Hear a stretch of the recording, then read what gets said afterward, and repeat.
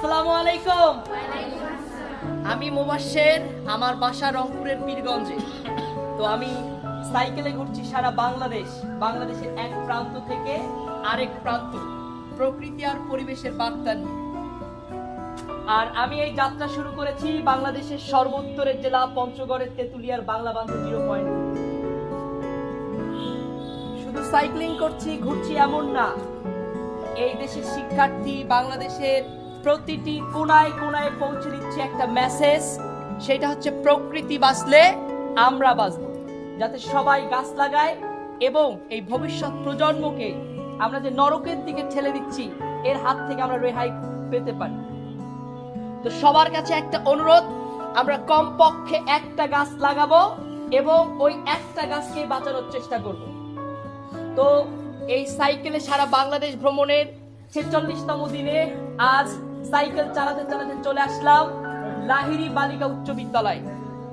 তো এই উচ্চ বিদ্যালয়ে আসতে পেরে আমি অত্যন্ত খুশি যে আমার সাইকেল যাত্রা একটা স্মরণীয় অধ্যায় হয়ে থাকবে।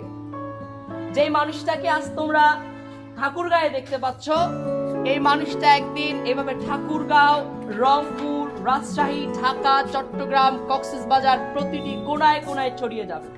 আর আমি যে শুধু বাংলাদেশ ভ্রমণ করছি এমন না, আমি বাংলাদেশ ভ্রমণ শেষেই I will go to Saudi Arabia to perform Hajj, then the other countries of the world. So আমি তোমাদের সবার দোয়া চাই, ভালোবাসা চাই, যাতে নিরাপদে সারা বাংলাদেশ ভ্রমণ সম্পন্ন করে খুব শীঘ্রই বিশ্ব ভ্রমণে বেরিয়ে পড়তে পারি। তো চলে যাওয়ার আগে একটা কথা বলে যেতে চাই, সেটা হচ্ছে তোমরা সবাই মেয়ে, রাস্তাঘাটে অনেক সময় ইফটিজিং এর শিকার হও। ইফটিজিং এর শিকার হওয়ার সঙ্গে সঙ্গেই যাদের সাথে তোমার সুসম্পর্ক আছে, ভালো সম্পর্ক আছে, তোমার মা, বাবা কিংবা শিক্ষককে এই বিষয়গুলো অবহিত করতে হবে। আর তুমি যদি চুপ থাকো, আমাদের এই সমাজ দিন দিন ধ্বংসের দিকে চলে যাবে। তো আমরা সবাই এই ইফটিজিং কে একদম নো বলবো। এবং ছোটবেলায় আমরা একটা কবিতা পড়েছি, সংকল্প, থাকবো না কো দেখবো এবার।